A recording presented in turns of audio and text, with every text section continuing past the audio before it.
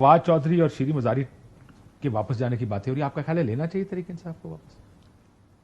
یہ تو تحریک انصاف کا فیصلہ ہے جی، تحریک انصاف کا فیصلہ ہے. میرے تو جتنے بھی پرانے کولیگز ہیں میرے خیال میں تو ظاہر ہے میری تو سب سے ہمدردی ہے بٹ یہ فیصلہ تحریک انصاف کے کرنے کا یہ میرا مشورہ دینے کا نہیں ہے.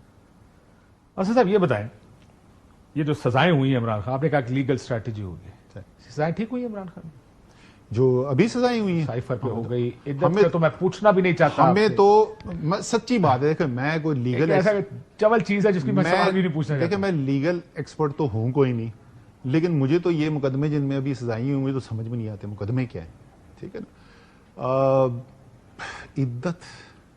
اچھا میں آپ کو ایک بات بتا دوں، میرا پرسنل ماننا کیا ہے کہ یہ جو اتنا 8 فروری کو ووٹ پڑا ہے نا، خاص طور پہ عورتوں کا ووٹ، اس میں سے ایک وجہ جو ہے عدت کا کیس اور اس کی جو کنوکشن آئی ہے نا، تو اتنا ری ایکشن اس کا ہے. لیکن مجھے لیگلی صحیح ہے یہ نہیں ہے، اس میں کوئی شک نہیں ہے کہ عمران خان کے اوپر جو مقدمے چل رہے ہیں وہ عمران خان کی سیاست کی وجہ سے چل رہے ہیں.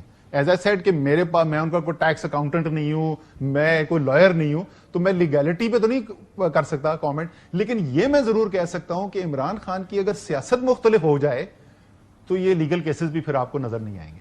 دیکھیں توشہ خانہ وغیرہ پہ آپ ان سزاؤں سے متفق نہیں ہیں؟ مجھے کوئی چیز سمجھ میں آتی. وہ آپ نے وہ تماشا دیکھا ہے وہ توشہ خانہ والا، وہ گاڑیاں نہیں دے سکتے نا، انہوں نے کہا جی وہ پی ایم پول سے دی تھی. پی ایم پول سے دی تھی، کس پرائس پہ دی تھی؟ پرائس وہی تھی جی. تو توشہ خانہ کے رول میں کیا مذاق کر رہے ہیں خدا کا واسطہ. اور ویسے بھی آپ نے وہ توشہ خانہ کی سٹار وٹنس ہی دیکھا جس آدمی کو وٹنس کیا گیا جو پارٹ ٹائم سیلزمین ہے، جو کہ وٹنس سٹار ہے، یعنی ایکسپرٹ ہے جولری کا، لیکن وہ کرتا کیا ہے بھائی صاحب پارٹ ٹائم کام کرتے ہیں اسپیئر پارٹس کی دکان پہ، گاڑیوں کے اسپیئر پارٹس. مجھے یہ کہنا بھی چاہیے، لیکن میں جو اصل آپ کو بھی یہ خبریں آتی تھی، ہمیں بھی آتی تھیں، ہم نے آف ایئر ڈسکس بھی کی ہوئی ہے، ہمیں تو سنائی دیتا تھا پنجاب میں پتہ نہیں کیا تباہی ہو گئی اور کرپشن ہو گئی اور فلانا تے فلانا. وہ مقدمے کدھر ہیں؟ عثمان بازار کدھر ہے آج کل؟ آپ بتائیں. مجھے تو پتا کدھر ہے، سکون سے بیٹھا جہاں کہیں بھی ہے. اچھا خان صاحب زیادہ ناراض بھی نہیں عثمان بازار سے، ویسے میں نے سنا کل ہی سنا میں نے خان صاحب کا تو وہ فیوریٹ تھا، انشاءاللہ رہے گا. لیکن اگلا سی ایم بنتے دیکھ رہے ہیں اس کو، ایسی آنےسٹ ویو میرا ذاتی رائے، میری اسیسمنٹ یہ ہے جب بھی دوبارہ حکومت آئی انشاءاللہ دوبارہ سی ایم.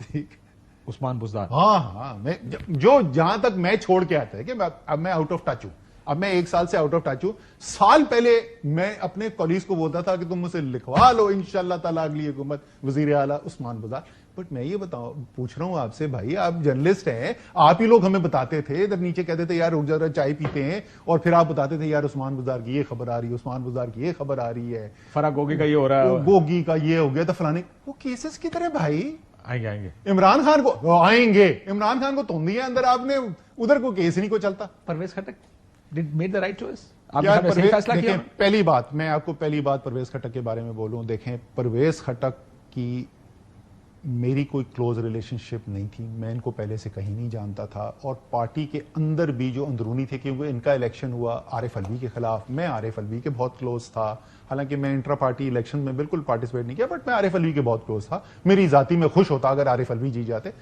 پرویز خٹک جیت گئے، سو ہم ایک کیمپ میں نہیں تھے. But out standing performance as chief minister میرے خیال میں، اگر آپ مجھ سے پوچھیں، میں بالکل دیانتداری سے کہہ رہا ہوں کہ یار پاکستان میں جتنے بھی چیف منسٹر گزرے ہیں تمہاری زندگی کے اندر، ریٹ کرو کسی بھی صوبے کا بہترین چیف منسٹر کون گزرا ہے تو میں کہوں گا پرویز خٹک. لیکن انہوں نے پھر کیا کیا؟ ٹھیک ہے اچھا یہ ایک بات نہیں ایک سیکنڈ، یہ ایک ہو گیا. اب دوسری پارٹ آ جائے جس کی وجہ سے مجھے ایکچولی زیادہ عزت ڈیولپ ہوئی.